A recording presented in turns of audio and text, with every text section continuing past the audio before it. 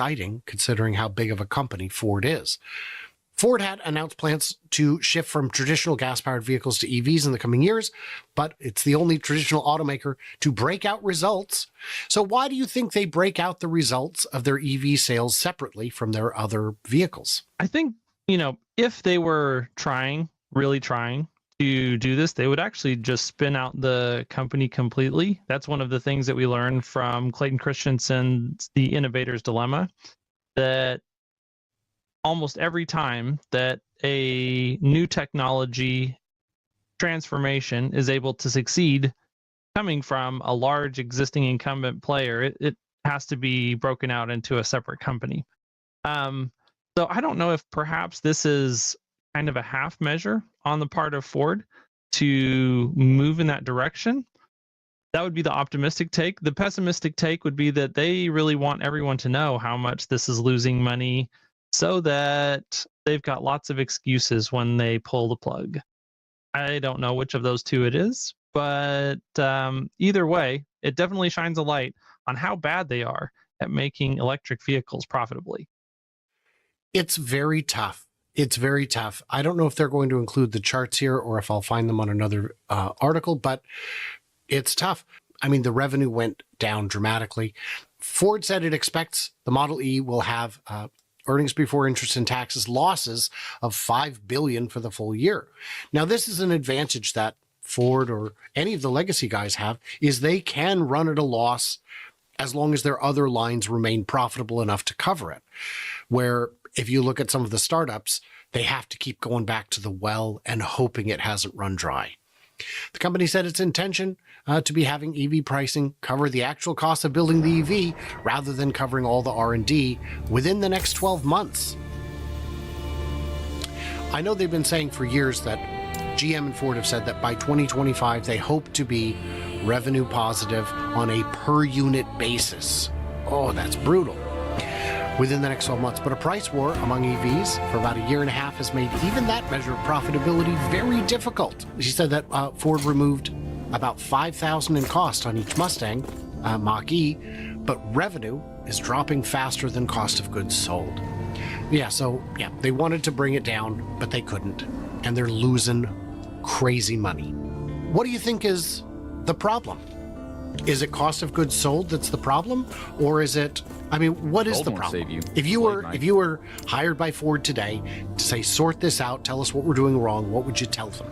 Man, there's so many things. The first thing in all of it is that right now their gas cars are a better value per dollar than their EVs. That's why as soon as the macro economy starts to take a dump, the first cars that you stop selling are the least valuable cars to the consumer, and right now that's their EVs. Of course it's their EVs because that's not the core focus of the company. They don't make their money on EVs. Obviously, they lose their money on EVs. They make their money on ICE vehicles. So when the company is in a tough spot, they have to focus on their core competency, which is ICE vehicles. I'll go back to what Clayton Christensen said and say this company needs to be spun out. It needs to be life or death. Either it succeeds and survives by creating actual compelling, valuable electric vehicles, or it dies.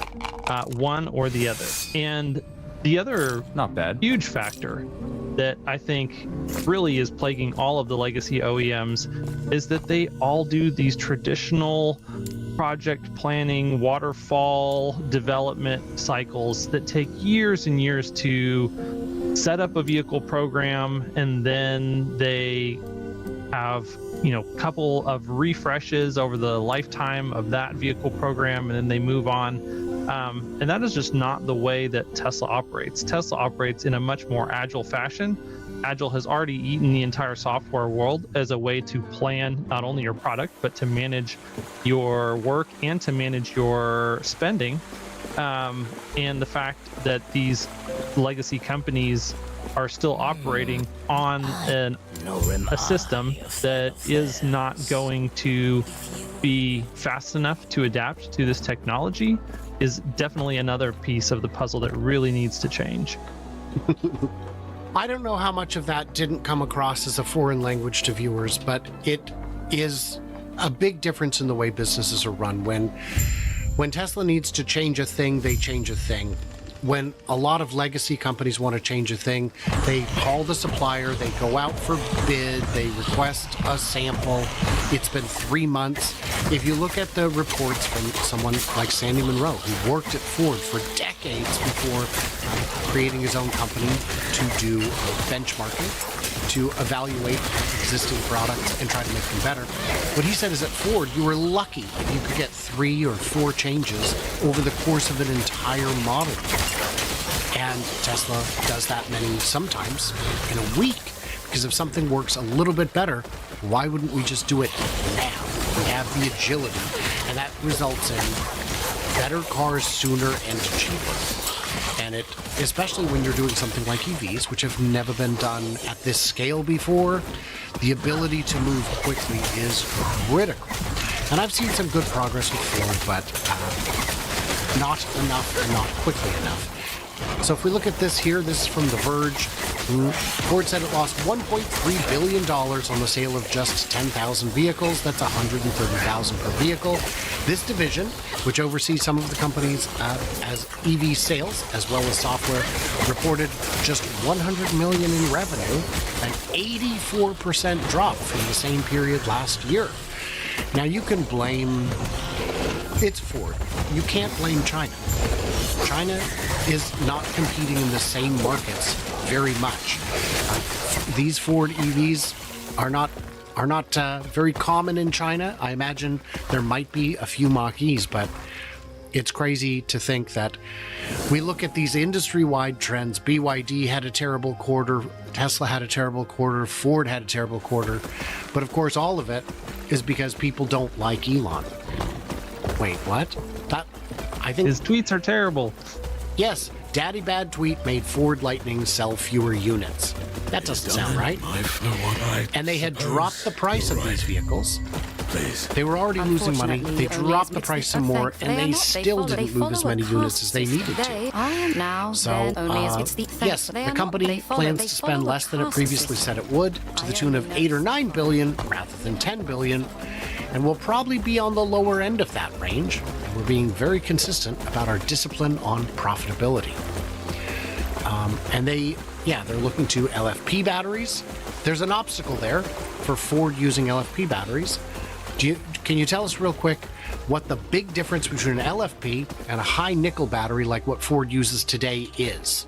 Energy density. So an LFP battery is going to weigh more than a high nickel battery, and Ford already doesn't have the most efficient weight in their vehicles, and so going to an LFP battery means it's going to get less range and it's going to weigh more, which kind of is a self-fulfilling prophecy in a cycle that makes it weigh more, which then you need more batteries so that it's less efficient, and it just goes on and on.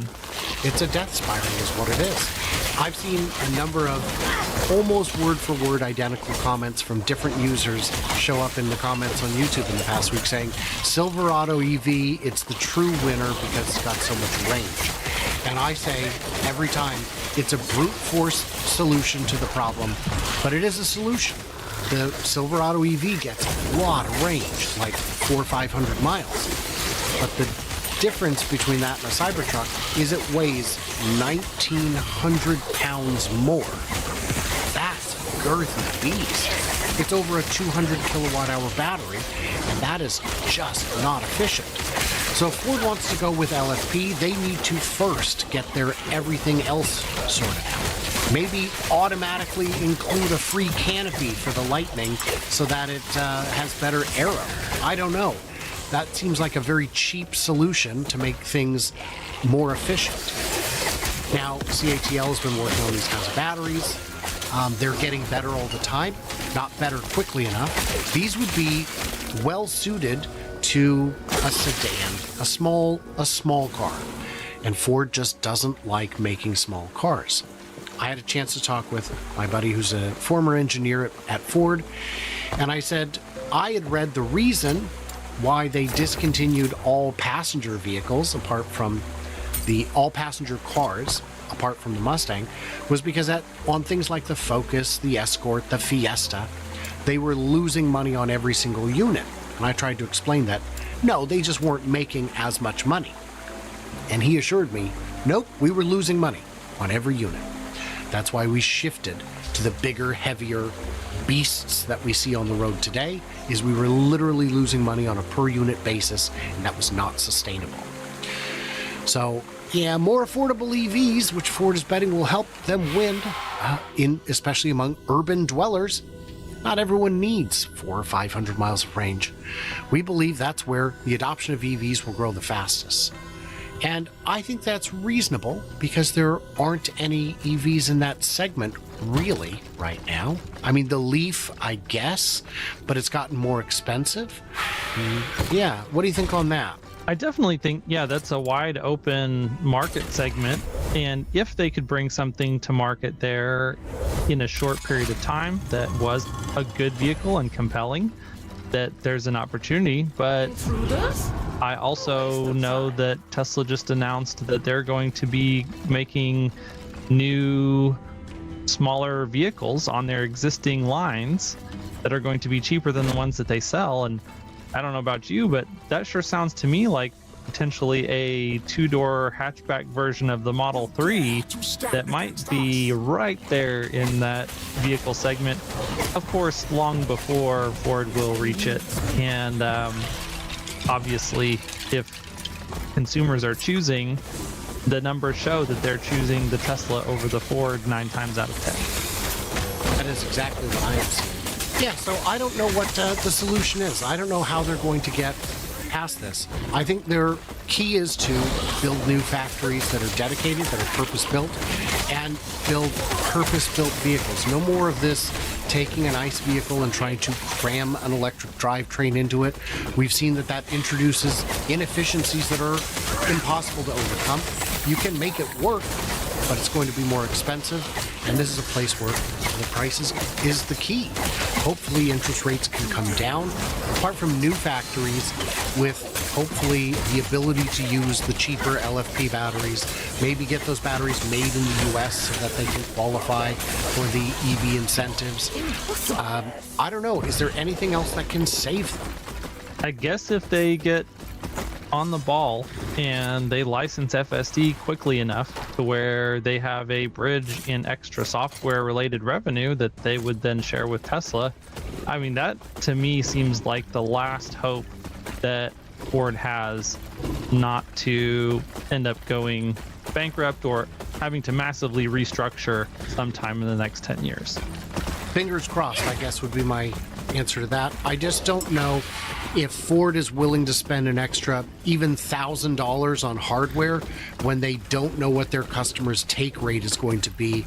I don't think Ford is capable of looking that many quarters into the future. If they are the partner that we've been hearing about, I am fearful that they would announce that and say, but we're not going to start putting it in vehicles for another 3 years. And if that's the case, I guess go for it. But being 3 years behind, 4 years behind, having the last primate operated vehicle on the market is going to put you at a disadvantage that is going to be difficult to explain. It's like the vehicles they were trying to sell over the past year that did not yet have the NACS handle. That people didn't want to buy it because it still had CCS. I think those are going to come back to bite them. And I saw a great analogy that I wanted to share with the people who think that hybrids are the solution.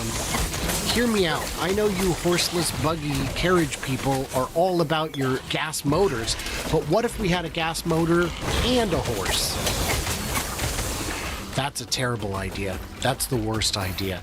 So, Ford's going to struggle. You know who else struggles is me. If you want to help me out, you can. There's a bunch of ways to do it. Your support is why I'm able to do this, because YouTube, is very difficult.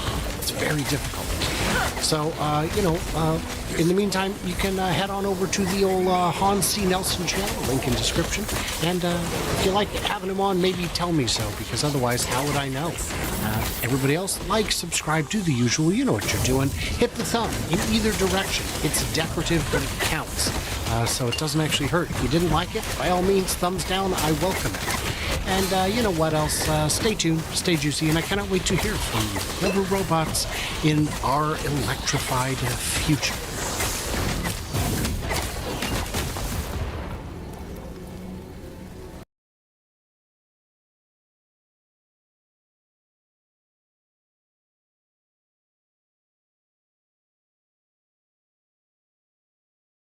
Not long ago, Tesla had their biggest recall ever, and just a day or two ago, they had their smallest recall ever. What does it mean? How does it work? And why do recalls even matter? This is a new digital age we're in, and we're going to have someone here to discuss it with me. Jan from Tesla Fix has got some mind to get blown, and we are going to do that. I'm Brian. Welcome to Futuraza. So, Jan, he's ready. He's ready. I asked him in the green room about this particular topic, and he said, wow, no, tell me about it. And I said, oh, no, we're saving it for the show. This is just too good. So, there's a slide I wanted to share with you here. Federal regulators finds Tesla Autopilot has critical safety gaps linked to hundreds of collisions. Now, I'm always the first to say these guys may not be that much trustworthy. You're telling me there were 467 collisions and 13 fatalities. Those numbers strain credulity. I find those to be a little too high. And it's saying autopilot. But it's saying autopilot. It's not FSD, it's autopilot. Have you ever seen someone use a car in a manner that the manufacturer would tell you is not prescribed? Never, ever. Every other car company is pristine, and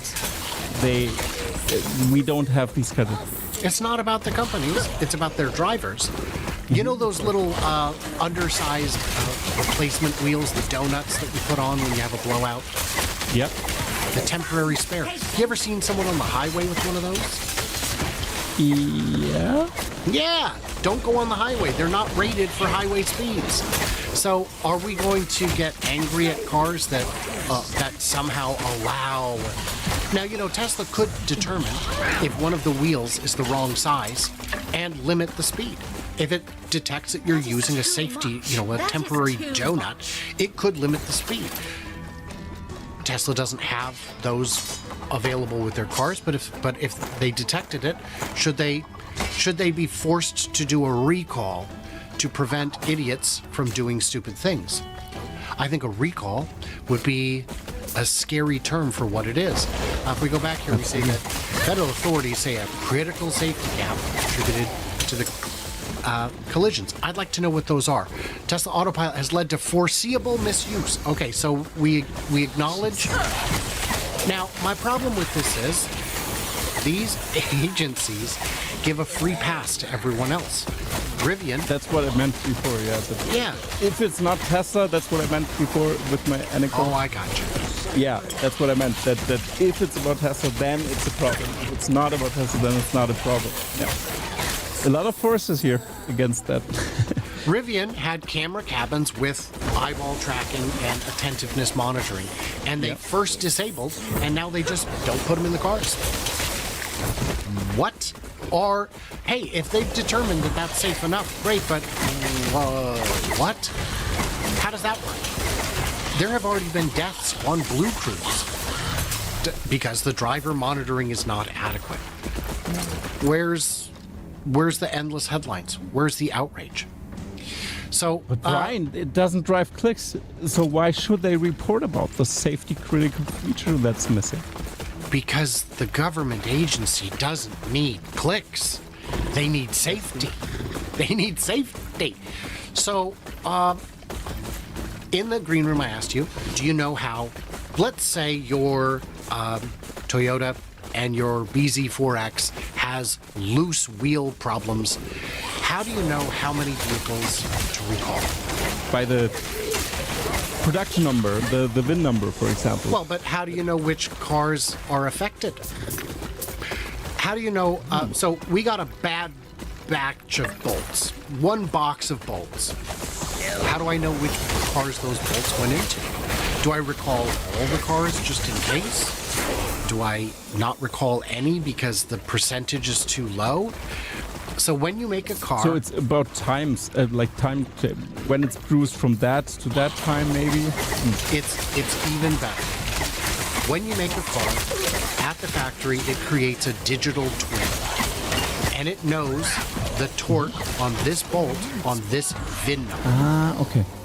So if we torqued to 32 pounds instead of 35, or whatever it may be, we know which cars had that.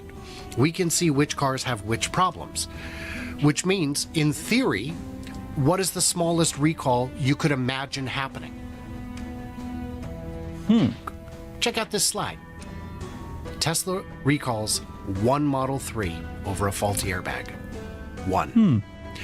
Because it was built without a gas deflector inside its airbag module, but has now been repaired. One Model 3 was recalled, a 2024 Model Y sedan. The car had already been recalled and repaired by the time NHTSA announced the recall, because of course it had. We've recorded some enormous recalls over the years, programs that involve millions of cars, but at the other end of the spectrum, there's just one car. The lone U.S., Jesus Christ, they didn't have the time to before it was fixed. Jesus Christ, funny. And Tesla is more proactive with their recalls than most manufacturers. We saw there was a Cybertruck fest already. Yep. And there was a gathering of 20, 30 cars, maybe 40 Cybertrucks in one place for this special event. And they get there, and there's a service tech, and he's like, hi, can I put the rivet on your accelerator pedal, please? It's your recall, can I do it? And they're like, yes. And he went around all 30, 40 trucks and just popped the rivet in. It takes less than a minute each, and you've already knocked out 1% of your recalls in 3 hours. 2 hours. That's awesome, yeah. I've heard about that as well, because the problem with the Cybertruck was that the pedal, actually, the cover for the gas pedal, just when you pressed it, It didn't in any of the test vehicles, but there are rare circumstances when that could happen. Let's just make it not happen. And it wasn't as safety critical as people made it out to be. Oh, my pedal got stuck. Do you know what happens? Have you ever touched the brake at the same time as the accelerator? The car stops. Yeah. It just stops. It doesn't overpower the motors. It cancels the motors. So it wasn't as critical as people who've never driven a Tesla made it out to be. But Tesla's very proactive. When a story I love to tell is when the hood latch was recalled on Chinese-made Model 3s. Will from Tesla Jigsaw was driving across England on a holiday weekend when he knew the charger would be busy. Well, he puts in his destination. It says stop here to charge. And when he gets there, there are service techs who walk over and say, Will? Yes. Tesla service tech, obviously, we need to check your hood latch. And they sat there all weekend and banged through hundreds of recalls that people just wouldn't bother coming in for. It's probably not an issue. We just need to look. And if it is, we just replace the latch and you're on your way. And not only are we getting through hundreds of these, if we'd have done mobile appointments, it would have taken weeks to get this many done. And because I'm only replacing and examining one part, I know exactly what to look for and I can do it so much quicker. And it results in net safety. So they know what they're looking for, they know how to do it, and thanks to these digital twins that know every bolt that went into your car, every nut, every rivet, the digital twin can tell you these are the exact cars. If there was one supplier who was off on a particular spec, we found that these bolts tend to shear. We know which vehicles have them and exactly where. And it's not that much of a new thing, but other manufacturers clearly aren't quite as dialed in. If we were just reporting that Tesla had a recall on one car. I would joke with people. I interviewed a gentleman whose company made these augmented reality goggles that tell you what to do. Do this, do this, do this. And it would say... The overlay, Yeah, with the overlay. And it would say, you torqued it to 28 pounds. It needs to be 30. We will not show you the next step until you finish that. Okay, it's 30. And with that, I said, so with this, you could literally have a recall of one car. He said, yes, you could. Yes, you could. Hasn't happened yet, but you could. And now we know it can happen. That's very awesome. exciting. Very exciting. So I told you, and we're just going to go into a little overtime here. There's an overtime story. Let's say that. But first we will say, do me a favor. I know he says not to, but check out Tesla Fix. He's not a fan, but I am, and I think he will be too. Actually, now you should check it out. You know why? Because I want to give you advice for my pyramid scheme that I... sorry. Reverse funnel. You just... Yeah, it's good. I mean, yeah, check it out. I have a lot of videos about that, and I don't want to sell you something, I swear. I have a few thoughts I want to share about the ethnies. You know, and those are people of any ethnicity, including my own. We're the worst. Don't hang out with my people. But no, his channel's great. He has some fantastic guests, and it's always interesting and insightful. Also, we will both be at the Tesla Takeover in Austria in May. Please join us. Find us. You may get some swag. And also then you'll have the opportunity to see us in Muskegon for that big event in Michigan. The Michigan event, I am so excited. I helped them get it put together a bit. We've got Dirty Tesla, we've got Bearded Tesla, we've got myself, Jan, we've got Lars from Best in Tesla, we've got Sandy Monroe will be there, we've got John from the Silicon Valley Tesla Owners Club, we've got so many people, we've got Teslatino. I mean, the list goes on and on. We've got Bradford and Matt Smith from Rebellionaire. It's going to be a star-studded lineup.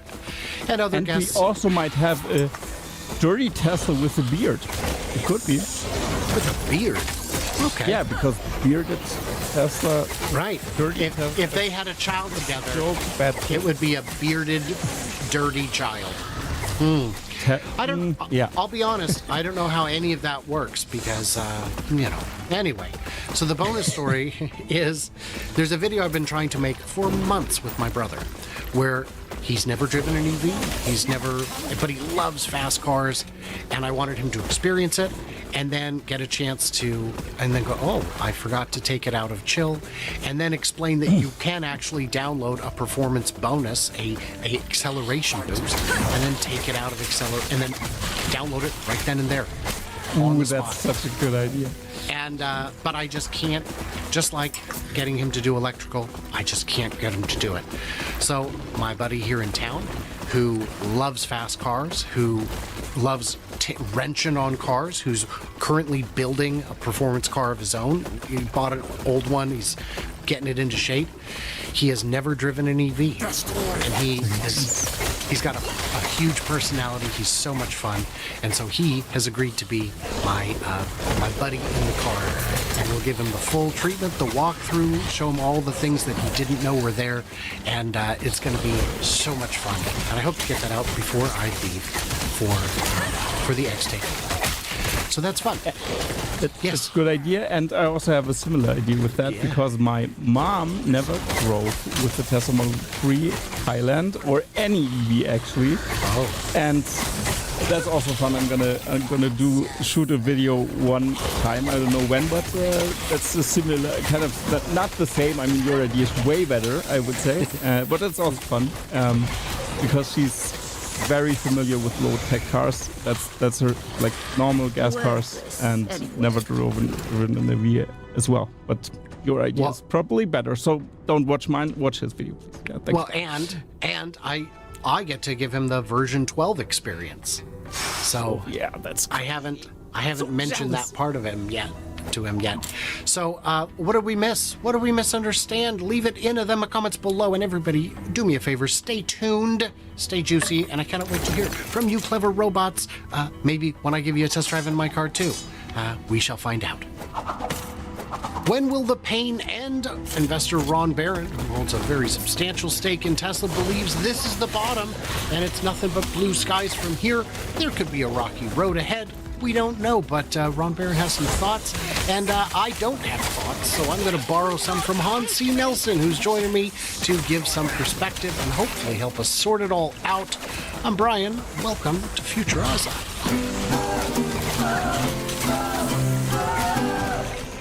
Hans, what in the heck is going on? I've heard the earnings were going to be super, super bad. I saw a number of people, some with big followings on X, who said, you know what? I'm no dummy. I'm going to sell out and buy back in after earnings. How did that work out? I have not followed. It seems like the stock may have gone up a little bit since before earnings, I think. So they may be down a few shares. They may have trimmed their position. I mean, we can just look at the 5-day here and see, oh, that's not good for them. That's not good. You lost 14% of your shares. Well, genius, rockstar genius there. We could just take that to that and say, yeah, you've lost 21%. So that's not very big-brained of them, I would hasten to point out. So, investor Ron Barron on Q1 earnings, he believes Tesla robotaxi and riding V12 to Steve Jobs' house, discusses Elon Musk's comp plan, and then some brief SpaceX thoughts at the end. Why don't I just play this and let's see how it goes, and you can tell me when this to week stop. Came out. It was a disappointment for the quarter. It was the worst cash flow quarter that the company's seen in its history, but the stock was up 12% because Elon started talking about what he sees in the future and the idea of bringing out cheaper cars to go through these things. Where do you stand on what the company should be valued? So I know Joe's not a big believer in electric cars because he likes his Porsche. But I think all the cars are going to be electric, and I think this hybrid is just a sort of a holding off action so the automobile companies don't have to lose money on the electric cars. But the electric cars, I think, is going to be all the cars 10, 15 years from now. And I think hybrids, I know you love hybrids, that's not going to last either. They're too expensive, they're not effective enough, and they're not going to be part of the mix either. So it'll be all electric. And so what I think is going to happen is that the reason the stock is down is not because of the quarter. We'll pause it there because let's address hybrids real quick. You've seen the cost-cutting measures that have worked for companies like BYD, for most of the Chinese brands, at least for the cars they're selling in China, but also now into Central and South America. Brazil has BYDs for as little as, I think, 18 or 20,000. Mexico does as well. The Model 3 is downright affordable and still an exceptional car. If you get the rear-wheel drive Model 3, it is an exceptional car. It will have the best sound system of any factory car you've ever owned, even if you spent $100,000. Is it possible for a hybrid to be cheaper than an EV in 2030? Maybe still in 2030, but it's kind of on the line. I mean, the thing that people need to remember is that EVs are getting cheaper to produce every year on average. And on average, internal combustion engine vehicles are getting more expensive every year. And so if those two trends play out, there's an inevitable point that they cross, even if you make the gas engine small and you put a battery next to it. And so that's where, I love the way that Ron thinks, because he just goes, what is the long-term future of these technologies? And he said, 10 to 15 years out, it's very clear. And so why would you want to be invested in the wrong technology between here and there instead of the right technology? Like, we don't know exactly when. Is it going to be 2030 that it flips? Is it going to be 2032 or 2035? You don't have to know that specific point, but you can know the general trend and where things are going, and you can make smart investment decisions based on that. And Ron just so happens to be one of the best active managers on all of Wall Street that manages actual public market funds. Some people say, well, Jim Simons is obviously the best active manager out there, and he is an incredible investor, but you as a retail investor don't get to put any money with Mr. Jim. So Ron Barron is your next best option. It's crazy to think that all the money that they're pouring into hybrid R&D is mostly going to be lost. That's a stranded asset. All that IP for at least the integration and internal combustion sides of it are worthless, painting a sinking ship. and you know it's sinking, and you're still painting it because it looks nice. I don't get it. So let's discuss why. The reason the stock is down. Well, stock's up because of the stuff that he Well, said. the stock's down so much. Well, it's down 35% year to Yeah. date. It's down 1%, or it's up 1% over the course of the last year. Yeah, it's not so exciting to be up 1% in a year when everything is, the market is so strong. I don't worry about short term, but I do look around all the time and see everyone getting rich, and I'm not poor, but I haven't made a lot of progress in the last 3 years. So therefore, I think it's like a rubber band. I'm going to catch up again. So what I think about the reason stock is down is because people were concerned that he was going to abandon the idea of having a low-cost car and go all into robo-taxis. That's the reason stock is down. And there was a report in Reuters said he's canceling this new factory that's going to make low-cost cars, $25,000 cars, competition from China. So there's only one company in China that's profitable, by the way. That's BYD, Warren's company, Buffett's company. And that's a company that makes $1 billion a quarter, and our company makes $4 billion a quarter. No one else makes money. Ford loses so much. General Motors, everyone loses money on this. It's much more complicated to make these cars. It's interesting. I was talking yesterday about motors. So motors in a car cost $5,000 a car. That's what the normal, these 100-year-old companies. So let's pause there again. Some good points. If you look out 10 years and you believe that EVs are definitely taking over, you need to pick your players today. And he's right. There are essentially two companies that are profitable. Now, I had seen that Volvo might have been profitable for a quarter. I don't know if I've seen their most recent figures, but it was by pennies and on a level of volume that's kind of inconsequential compared to the global auto market. The global addressable market is ginormous. In 2023, there were 14.4 million EVs sold globally, most of them in China. It's crazy to say it, but China is absolutely leading this particular tech revolution. Thoughts on what he just said? Yeah, I mean, two things. Yeah, if you have to pick between BYD and Tesla, why would you not pick the company that is producing more profit? The more profit that they make, the more that they can invest in continuing to grow their business. But the other piece is, if I'm picking between Tesla and BYD, at least with Tesla, I know what I'm getting. With BYD, there's still so many shenanigans that go on in the bookkeeping of Chinese companies. You still own a company that you don't actually own because it's really owned by the CCP. So I'm sorry, I'm going to once again pick an American company where at least I have some understanding of what is really going on with the company. And it does throw into question that $1 billion worth of earnings. It's probably, relatively decent, but there could be lots of shenanigans going on under the hood there, and we wouldn't know for a long time.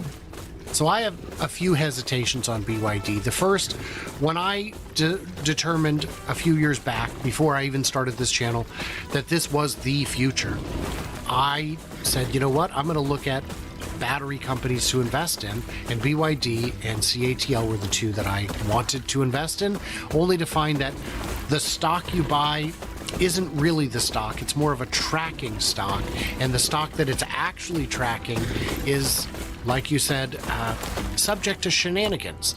And I am not willing to watch a company become successful only to lose it all to shenanigans. That's like putting your Bitcoin in the wrong locker. And we've seen people, I'm sure we both know people who thought they were rich only to find out that the exchange they were on was not real. Or it was real, but really shenanigan loaded. The second point is that BYD's $1 billion a year includes their profit from things that are not automotive, like the sale of batteries to other companies, including Tesla, like their sale of stationary storage, which is non-automotive. And really, BYD is a very big company, very vertically integrated. Also on that $1 billion of profit, worth noting, Tesla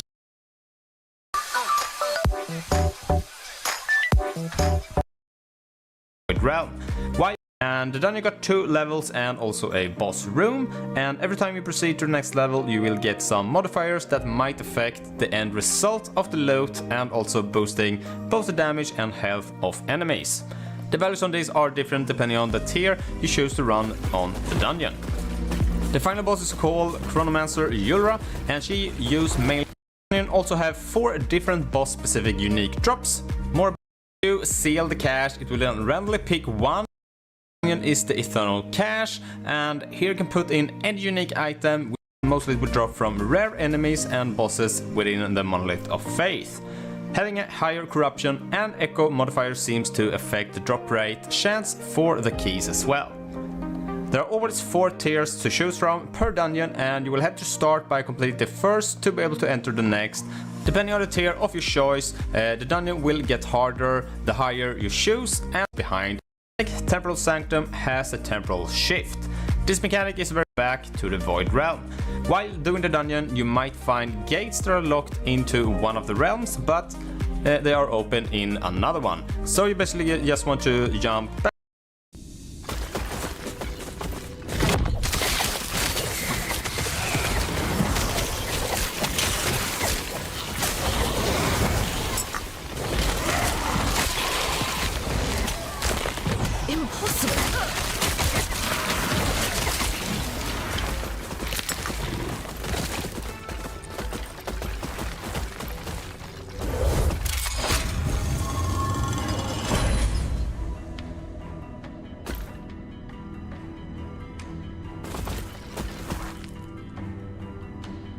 Tesla has 140,000 employees. Okay, 126,000 employees. BYD has something like 400 to 500,000 employees to accomplish the same amount of volume, which is breathtaking. Well, but yes, they're more vertically integrated.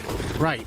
Are they 4 times more vertically integrated? 3 I mean, that's a big head count, and I don't understand what they're all doing. I have seen people say Tesla doesn't make very many cars compared to their headcount. And we know that that's not a matter of capital efficiency.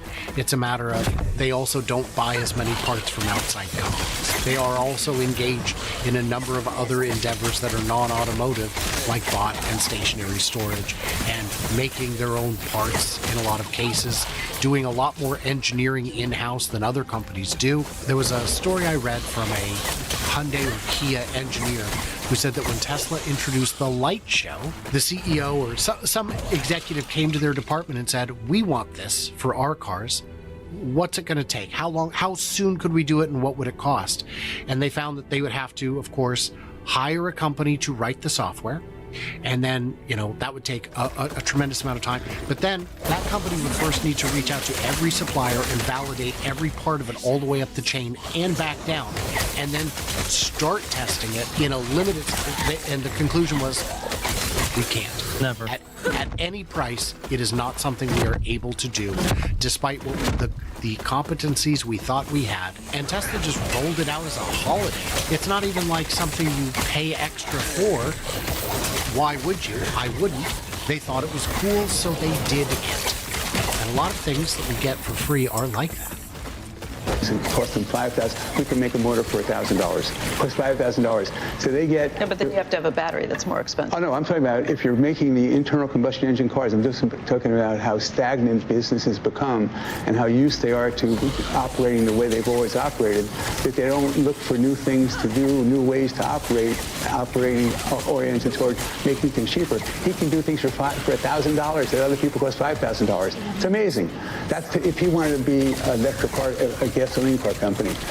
All I'm pointing out is that people get entrenched, and they do things without trying to make things better and cheaper and faster all the time. There's no incentive to do that.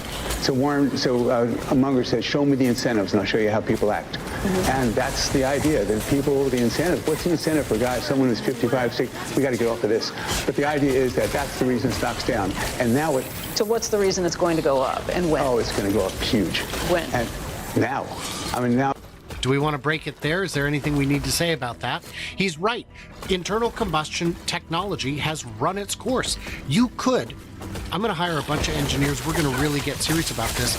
We could reduce our costs of goods sold on an internal combustion drivetrain by 3 to 5%. I am confident. Is 3 to 5% going to save me? Not even close. Not even close, because the battery and the motors are still dropping by 5 to 10% a year. And it doesn't appear that we've fully run our course on that. The motors are going to remain expensive because they are still getting better. And the better the motor gets, the cheaper the components, the cheaper they're able to put them all together. There's a lot of runway for continued improvement. Are you ready to roll into when does it start?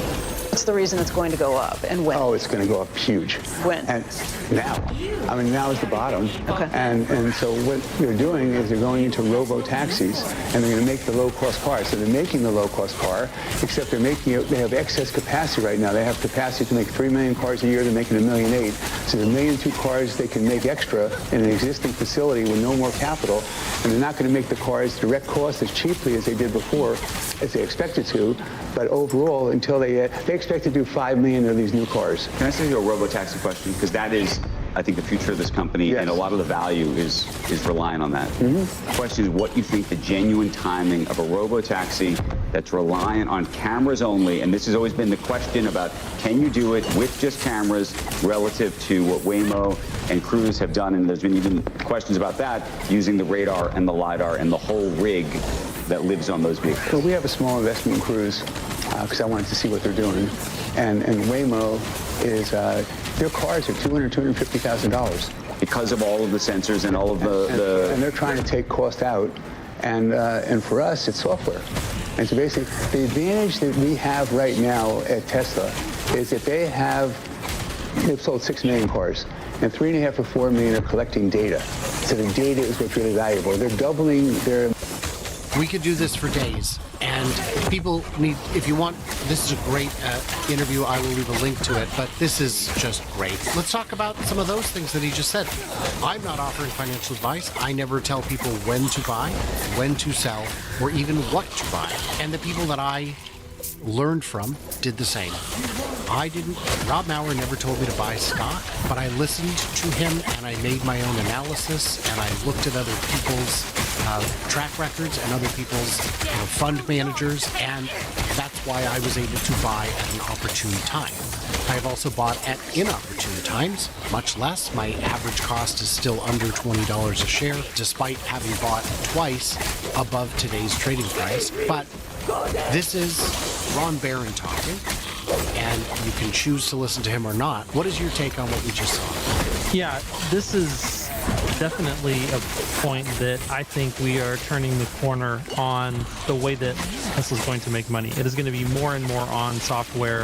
I think that the release of the free trial of FSD combined with then Tesla sending the signal of, hey, so those two signals have told me everything that I need to know about Tesla's strategy for pricing and selling software moving forward. That they're going to be making more and more capable software every week, every 2 weeks, every 3 weeks. It's going to be more valuable, but at the same time, they're going to be willing to be flexible on pricing to find something that a user who has a vehicle that has the sensors could use software on, and our revenues, and that's just on full self-driving software. This is even before we get to robotaxis. And I think Ron looks like he's seeing some of the same things, that he was extremely impressed by the rides that he got. He had a ride with actual FSD engineers around Tesla engineering headquarters, is what it sounded like. They went and visited Steve Jobs' house. And so he's seeing the same thing, that the software is essentially ready to begin earning more revenue, and that every year from here forward, they'll just earn more and more and more revenue from software. And as they do that, it makes every single car that they used to have and every single car that they sell in the future more valuable to the company and a source of revenue.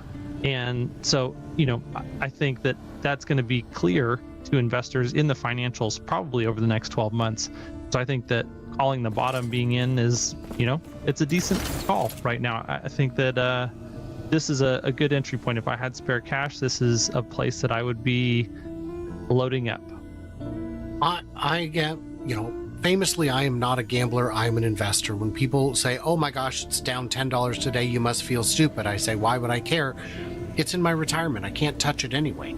And I'm not trying to outsmart the Wall Street analysts who do this for a living. And I'm not trying to outpace the algorithms who can trade at lightning speed before any human could possibly react.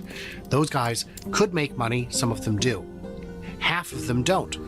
That's worth noting. On the issue of who's going to win FSD.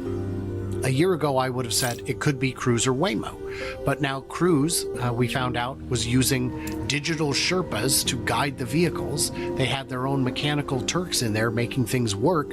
And that's not only an approach that doesn't scale well, but it shows a violation of trust in the consumer and the investor that I think will come back, has already come back to bite them and will continue to do so. I don't trust anything they say. Now with Waymo, I had higher confidence. I didn't realize the cars cost $250,000, but it makes sense. You start with an expensive car and then you manually add the most expensive sensors on the market, and a lot of them. That's a problem that's going to come back and bite you as well. But my real problem with Waymo is I don't think we can see beneath the surface. I think they might have some shenanigans afoot that we can't see, and they haven't come to light because they haven't run over a person yet. So with those, the reason I am still not bullish on Waymo is because we can see that their approach does not scale. Why are they only just now adding an additional city? Shouldn't they have? They've been testing for years. You would think that by now they would be adding a new city every month. And the answer is it takes too many engineers to drive that one car. And they can't afford to scale the engineers, or they can't afford to scale the LiDAR HD mapping that gets to centimeter accuracy on every curb and pothole. That's great, but if you can't scale, what good is it? And they still don't drive on highways, which is another bit of frustration and raises some real questions in my mind. Yeah, I would agree. And I don't know if the engineering headcount has more to do with, number of cars in the fleet, or if that is on, you would think that somebody would be allocated to expanding to new cities, but the rate at which they're doing that is just nowhere near fast enough. And so, yeah, there's multiple points at which they're more expensive and less scalable. And that is just not going to be competitive, assuming that full self-driving is a general purpose solution that works everywhere.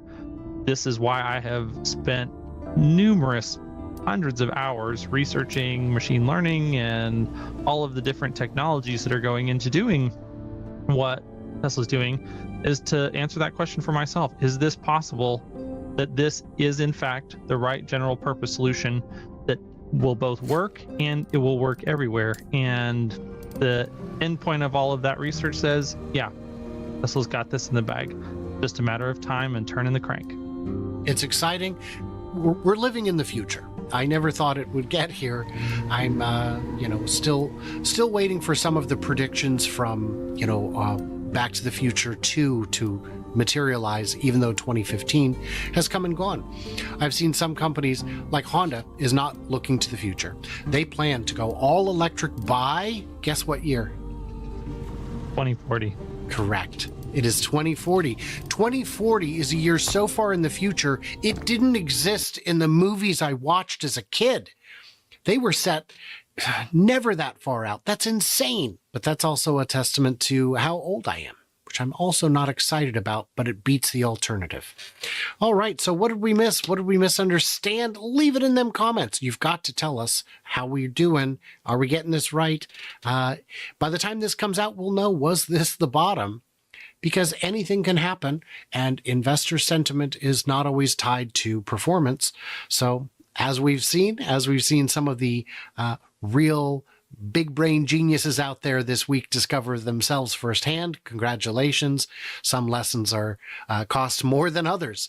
Smack the like, subscribe, head on over to Hans's channel. There will be a link in the description. So stay tuned, stay juicy, and I cannot wait to hear from you clever robots while you're sitting in the back seat of your very own robotaxi. EVs are a direct wealth transfer from owners of gas-powered vehicles to EV owners, experts say. Well, one expert said, all or nothing EV push is one of the biggest energy blunders we've ever made, and he would know.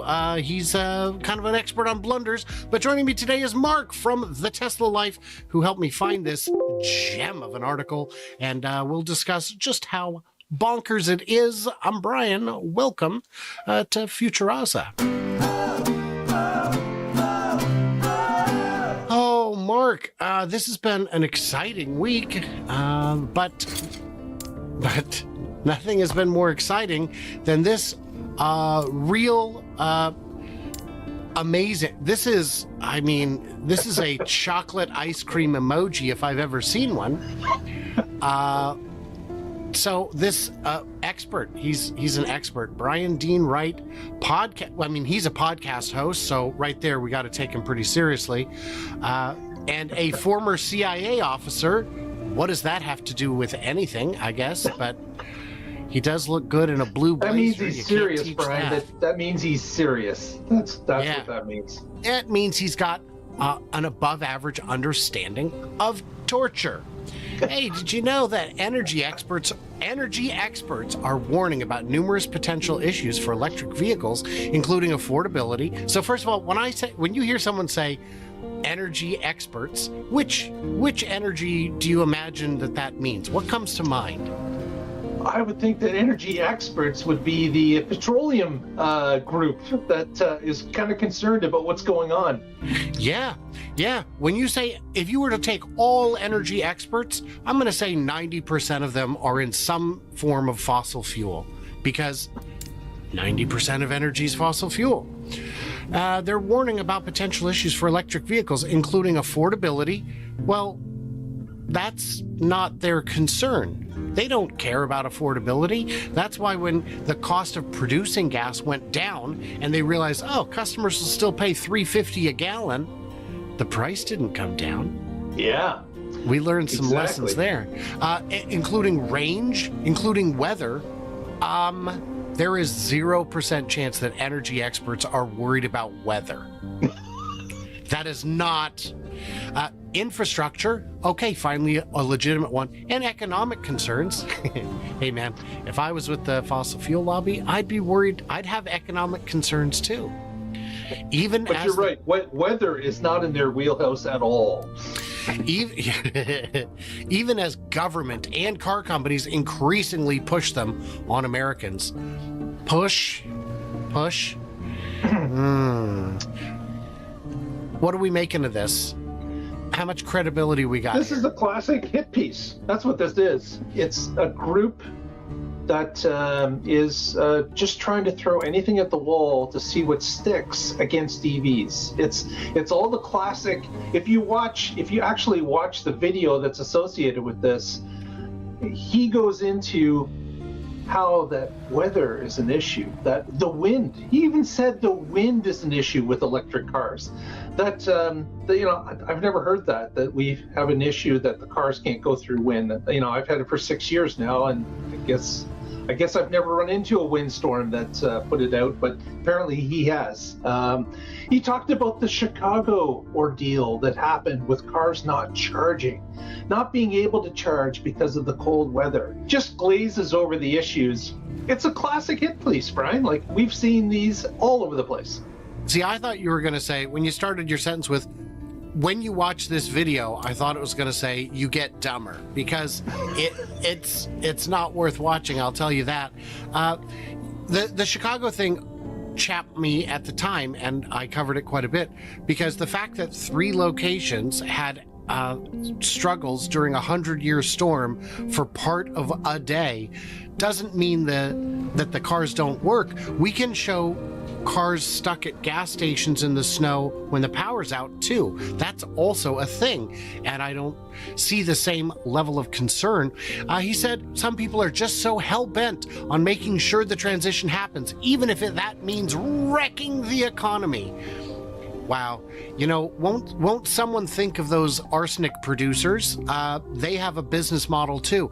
In terms of electricity, its reliability, the grid, getting brownouts or blackouts, or economic wreckage by people who otherwise can't afford these new vehicles. You know, California famously had a problem with blackouts and brownouts. You know, EV adoption has only gone up in California, and I don't know if you know this, but last summer there were 0 blackouts and brownouts related to energy supply. There, of course, will always be power outages due to a driver crashing into a pole, or the increasingly common weather-related disasters. But they're worried about weather, so I'm giving them a pass on that. Let me interject with weather. You know what other brown things that California had a problem with? Brown air. That was a problem that California had back in the 70s and 80s. And guess what? It started to clean up when emissions went into play, where they're blocking emissions, and the EV revolution had started. Absolutely. California, it used to be when you flew into LA during the day, you would see this brown curtain, this blanket sitting on top of the city. And when you flew into LA at night, you would see the same brown layer. It was a illuminated brown blanket, and you'd land and you'd say, my throat is burning and I don't know why.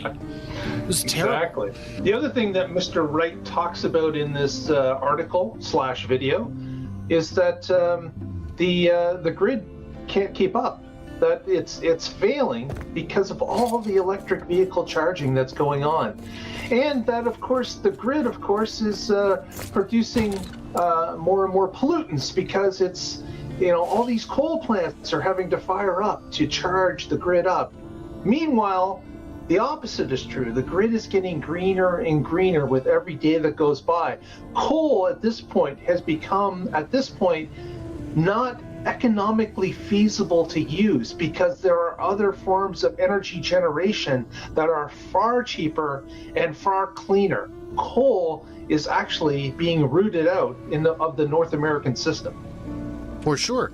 We saw a lot of very angry political commercials years ago saying all this green energy is killing coal country. No, fracking did that. Fracking is what killed coal country because natural gas is easier to extract at scale than coal.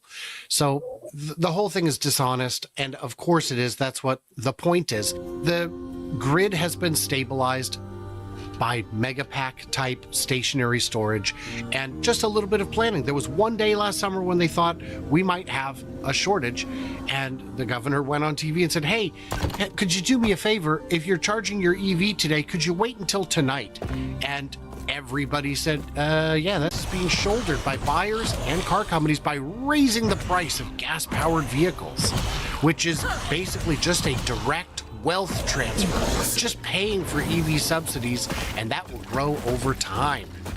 If we keep this regime in place, the CIA knows regimes. Who are you going to install, good sir? So whenever I hear people complaining that subsidies for X or Y is too great, or that spending for X, or, you know, why are we spending money on this when we could pay our teachers better? Look, we could cut all funding and we're still not going to give our teachers a pay raise. That's just not how we do it. We're not waiting for tax revenue to show up to spend it. That is not how it works, unfortunately, or I guess fortunately, it depends on your perspective. But this isn't an either or. He's just mad because maybe he thinks his viewers are genuinely stupid, and maybe they are. Maybe that's his business model. Yeah, Wright said California is likely a really sad test case. It's a really sad test case for what the rest of the country could face, where he said it currently costs $250 an hour to service an EV. Hey, have you ever been to a mechanic? Oh man, that's rich. That is rich on 2 inches as a scale. It's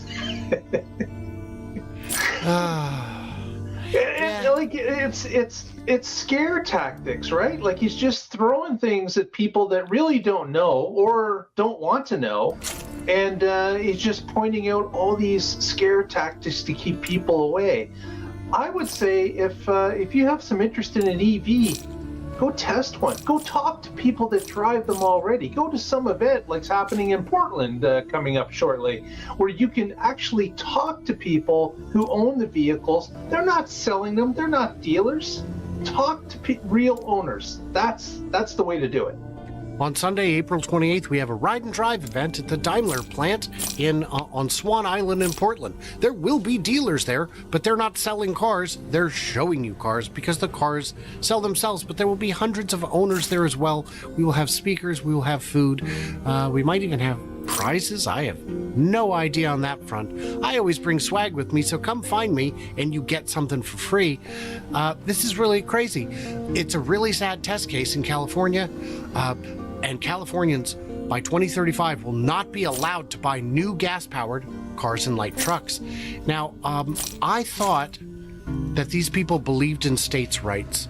The state has the right to determine what's best for the state. Things that make sense in a place like Hawaii or Alaska or Colorado or Florida might not make sense in a place like California, where you have a bunch of people and a mountain range that traps the smog in. That's why states get to make rules for themselves. And it's just crazy. Adding on to this, Bennett discussed the $7,500 tax credit, which is one small part of the whole equation when it comes to what the government is doing to subsidize EV production. What? What is bigger than that? That's...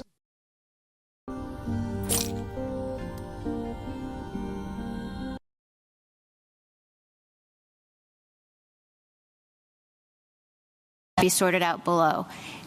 It is another option for the special counsel to just proceed based on the private conduct and drop the official conduct? Well, two things on that, Justice Barrett. First of all, there's really an integrated conspiracy here that had different components, as alleged in the indictment. Working with private lawyers to achieve the goals of the fraud, and as I said before, the petitioner reaching for his official powers to try to make the conspiracies more likely to succeed.